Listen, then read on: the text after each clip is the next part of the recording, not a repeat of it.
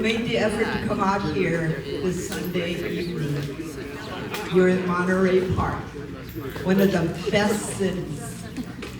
And I know that because I've been here for over 40 years. And so this is my city. It's the city I love. And it's recognized with many, many awards and many, many accolades given. And so I'm very happy to be here, and I welcome you to our fair city. My name is, see how the police protect us? So my name's Gay Yuan, and I'm the board chair of the Friends of the Chinese American Museum.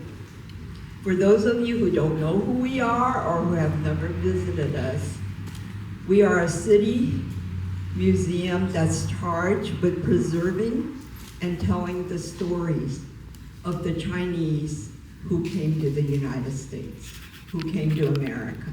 So we're really looking at a history from the 1800s on to now. And so we're charged with a mission that is very difficult because our history has never really been widely told. And things are covered up, stories are not talked about, and to this day, there are people who still want to prevent us from telling and sharing our stories. And so that's why evenings like tonight is extremely important, because we are here saying that we're going to take charge and we're not going to let people forget what Chinese American stories are in LA, in California, and the United States. So thank you, first of all, for coming out on a Sunday evening. And I want to introduce, first of all, to the staff of the Chinese American Museum, because it's through their work, and they are the backbone of the work that we do in the museum.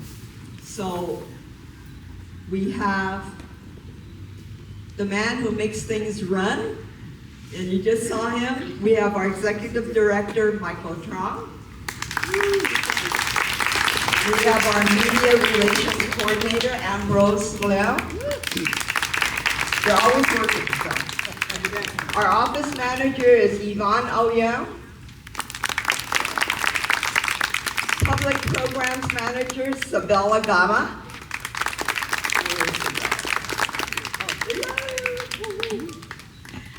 We have our community engagement coordinator, Charlie Dodge.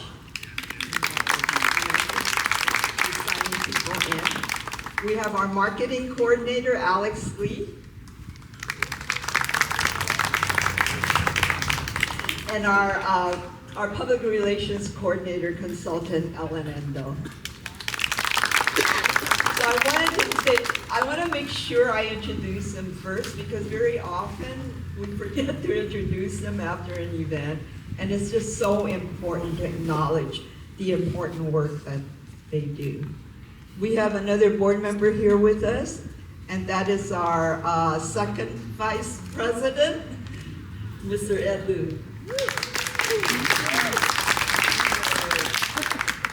I want to start the program this evening by saying that in my 10 plus years on the board of CAM, in these types of events, I always feel so sad, because we're always remembering something, we're always mourning someone, we're always trying to make sure that a name stays on our tongues so that we don't forget. And that seems to be the story of the history of Chinese Americans. Our museum, we do celebrate the accomplishments of Chinese Americans. We celebrate the artists, the engineers, the storytellers, the writers, the movie makers.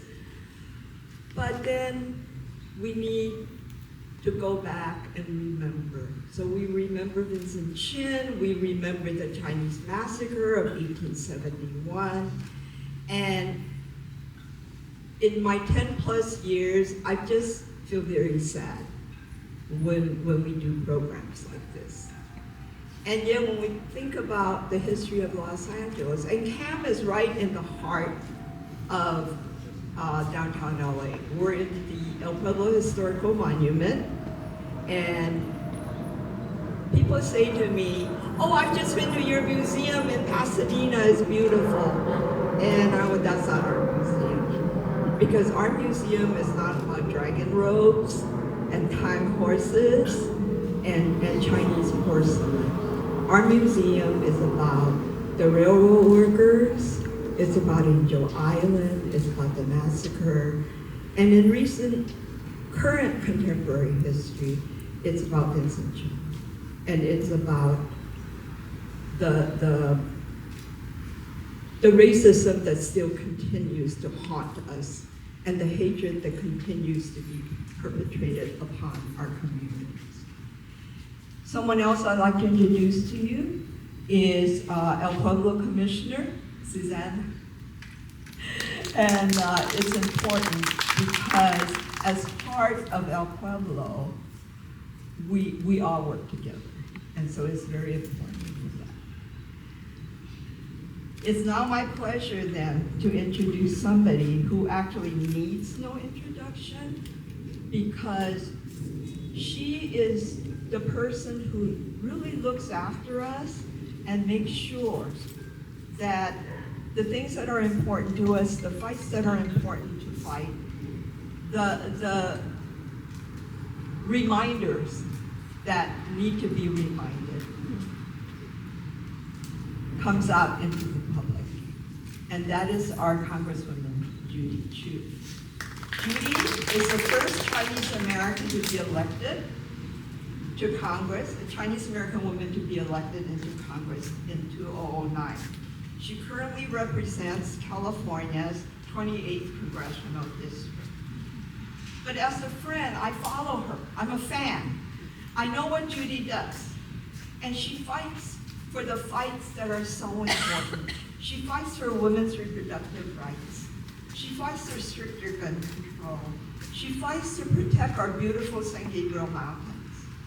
And she fights for our equal rights. And she fights for social justice. And being a fan and also a friend, I hope, I hound her because I'm addicted to the 11 o'clock news or the 10 o'clock news. And whenever I see the assembly in session at midnight because they're fighting for a certain fight that we feel important in, I see Judy out there on the floor.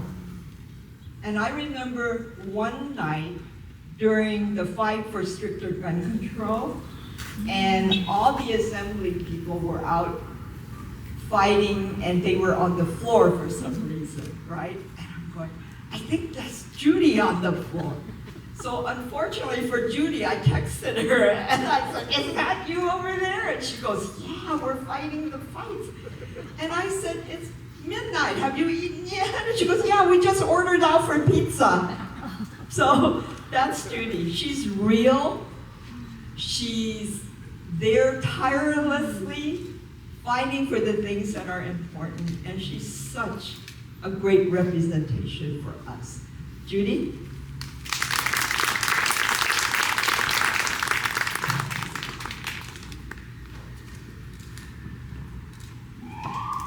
"42 years ago tonight, in Detroit, Vincent Chin was at a bar celebrating his upcoming wedding at a bachelor party when two strangers, white auto workers, stood up and shouted, 'It is because of you that we're out of work.' It didn't matter to them that Vincent was Chinese, not Japanese American. But they continued with their ugly words, and Vincent ran outside. They grabbed a baseball bat from their car and began chasing him. They drove around for 20 minutes looking for a terrorized Vincent. When they found him, one pinned him down, the other used that baseball bat to smash his head in and beat his body. Vincent died in the hospital 4 days later from his injuries. Instead of going to his wedding, his friends and family went to his funeral. He was only 27 years old.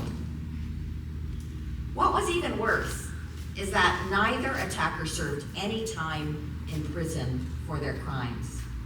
Instead, the judge gave them a $3,000 fine, saying, "These aren't the kind of men you send to jail." To this judge, $3,000 was all that Vincent Chin's life was worth. This brutal murder shocked the AANHPI community all across the country. It was a turning point, sparking one of the first national pan-Asian movements to call for an end to the senseless violence, harmful rhetoric, and inequity that AANHPI communities had experienced throughout American history. As we continue to remember Vincent's life and legacy today, we are reminded of the harms that anti-Asian hate and xenophobic rhetoric continue to have on AANHPIs nationwide, especially during the COVID-19 pandemic. And we are also reminded about how in our country's history, the rhetoric used around economic competition with Asian countries results in the harm and even murder of Asian Americans here at home. This is why we must not let the rhetoric and tension about the U.S.-China relationship escalate and plague our communities. We must not let history repeat itself. But Vincent Chin's legacy is also a reminder that AANHPI communities have the ability to mobilize together in powerful ways against bigotry. Because of Vincent, last year I was proud to join Helen Zia at the launch of the Vincent Chin Institute to fight anti-Asian hate and to activate a new generation of activists. Because of Vincent, the Congressional Asian Pacific American Caucus, which I chair, fought back against the anti-Asian hate crimes and enacted the COVID-19 Hate Crimes Act, the first hate crime major piece of legislation in 30 years. Because of Vincent, we got the Asian Pacific American Museum Study Bill passed so that we can show that Asian American history is American history. Together, we must continue the work of the multi-ethnic coalition that began 42 years ago and work together with the community and all our partners to advance justice and visibility for Chinese Americans and the broader Asian American, Native Hawaiian, and Pacific Islander community. So thank you, Gay Yuan and the Chinese American Museum for sponsoring this very important commemoration. By sharing the history, culture, and contributions of Chinese Americans, you have shown a much needed light on our communities. And by marking this tragic anniversary of the senseless killing of Vincent Chin, you are making sure that our history is not forgotten. Thank you.